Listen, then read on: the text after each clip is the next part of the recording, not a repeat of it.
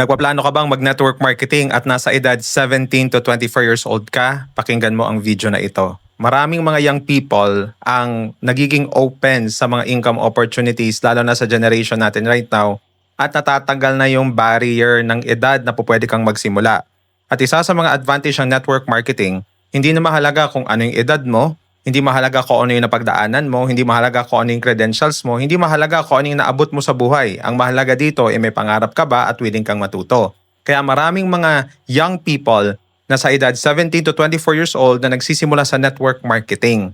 Pero kailangan mo pakinggan ang video na to dahil gusto kong i-share sa'yo ang 3 principles na I hope makakatulong sa'yo na talagang makausad sa network marketing business mo. My name is Gerald Claudio. I'm an active network marketer and at the same time, marami po akong mga natutulungang mga network marketing leaders at saka mga top earners sa iba't ibang mga companies. At the same time, also training other network marketing companies. Also offering one-on-one mentorship.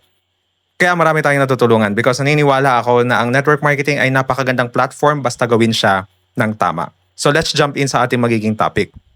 Meron lang akong 3 insights na gustong i-share sa'yo na I think kung ages 17 to 24 ka, ay makakatulong sa'yo. Ang pinakauna, I hope hindi mo ipagpapalit ang pag-honor ng parents mo dahil pinili mo lang o versus pinili mo lang mag-network marketing. Anong ibig mo sabihin? Maraming marahil na mga maituturo sa'yo sa network marketing na tulad ng ito. Bakit mo susundin yung magulang mo? Yung magulang mo hindi naman negosyante yan. Bakit mo sila papakinggan? Hindi naman sila mayaman. And most of the time, kung hindi tayo maingat sa mga pakikinggan natin, ang mga gitong klaseng principle, somehow, unintentionally, is nagli-lead sa atin na dishonor natin ang mga magulang natin. Na minsan sinasabi sa training, hindi naman ito pagdi-dishonor. Ito ay kailangan mo lang pakinggan. Siyempre, yung mentor mo mas papakinggan mo.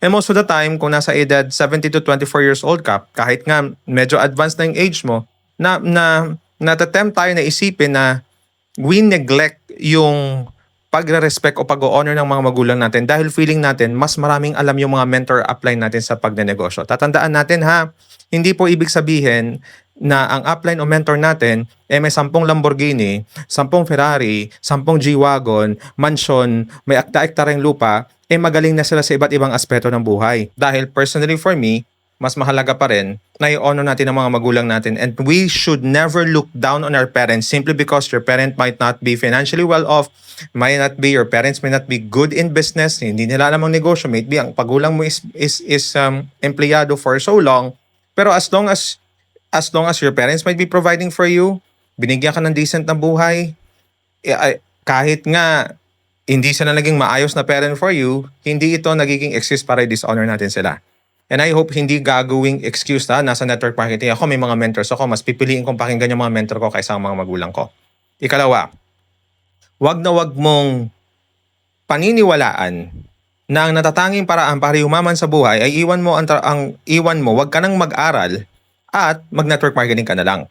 Meron akong isa sa mga mentors ko na napakalaki ng organization niya, and napakaganda na ng income niya sa pag-network. At sinabi niya sa akin, Gerard, alam mo kung meron man akong isang bagay na pinagsisihan sa buhay, yun yung hindi ko tinapos sa pag-aaral ko. Bakit? Dahil sa matagal na siya nag-network marketing, I think at a young age, nagsimula na siya.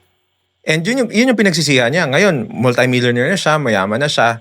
Pero hindi isang bagay na pinagsisihan niya. Na sana, sabi niya, tinapos niya yung pag-aaral. Nauunawaan ko yung mga konsepto na tinuturo sa network marketing na broken ang educational system. Educational system, tuturuan ka para maging empleyado, hindi para maging negosyante. Nandun na tayo.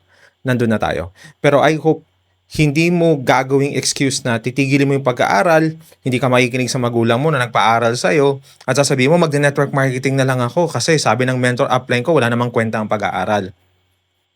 Ang pag-full time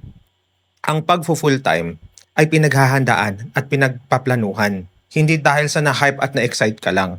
Maraming mga kailangang i-consider bago ka mag-decide mag-full-time. At saka, wala namang masama kung gawin mong part-time ang pagde-network, pwede mong isabay sa pag-aaral mo, at the same time nagde-network ka on the side. Hindi pa po pwede yon. Kung ako magiging upline mo, yun ang i-recommend ko sa'yo kung gusto mo talagang i-pursue ang network marketing. At ikatatlo, na I hope na maging principle mo, lalo na i-build mo ang network marketing business mo, lalo na gumawa ka lalo na kung gusto mong seryosohin to, mag-iingat sa mga test of obedience sa loob ng community ninyo. Ano ibig mong sabihin? Maraming mga mentors or mga uplines na itetest yung obedience mo, pero yung mga ipapagawa sa yung mga bagay ay hindi na po related o connected sa pagna-network. May mga, I might say this, halimbawa, kung pumasok ka sa pagna-network, hindi ka umiinom, sasabihin ng upline mo, oh yes, upline ka lang, sige, uminom ka. Kailangan nating i-test yung loyalty mo, natin i-test yung obedience mo, uminom ka o manigarilyo ka, kasi lahat tayo naninigarilyo dito. Ba out of place ka kung hindi ka.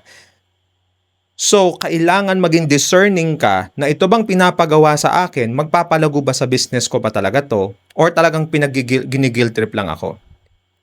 Kailangan maging matalino tayo sa mga pinakikinggan natin. Again, sasabihin ko sa iyo ito, hindi ibig sabihin na may multi-million na pera ang nagtuturo sa iyo, may 10 siyang Lamborghini, may 10 siyang Ferrari, at saka may ekta-ekta rin sa lupa, ay pakikinggan mo siya sa lahat ng aspeto ng buhay. Never do anything that will compromise your morality bilang tao simply because gusto mo lang ipakita yung loyalty at saka pagkaya sa upline mo. So, ito yung 3 principle na I hope makatulong sa'yo. Lalo na kung nasa ages 17 to 24 ka, kung gusto mo mag-network marketing, gawin siya ng tama, gawin siya ng maayos. Mas bibilib ako sa'yo kung gagawin mo ang network marketing while honoring your parents, kung gagawin mo ang network marketing kahit tinatrabaho mo yung pag-aaral mo or nag-aaral ka, alam mo yun, nasa full-time ka na trabaho, ginagawang part-time ng network marketing. At mas bibilib ako sa'yo bilang young people na nagde-network marketing ka, na meron kang moral standard or moral awareness at hindi ka basta-basta lang mauuto ng mga tao sa paligid mo dahil alam mo ang tama at alam mo ang pinaninindigan mo. Ang network marketing po ay napakagandang negosyo. Ang network marketing ay po pwedeng magpabago sa takbo ng buhay ng bawat isa.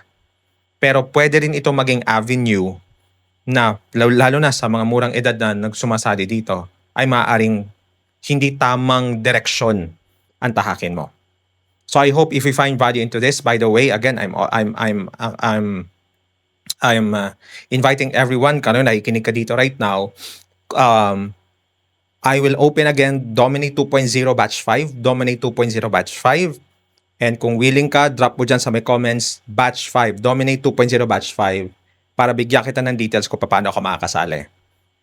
And kung bago ka dito sa page natin, welcome po. I hope yung mga matututunan mo dito ay mga lessons at saka mga principles na mas magpapasolid sa'yo at magbibigay sa'yo ng resulta na pinapangarap mo.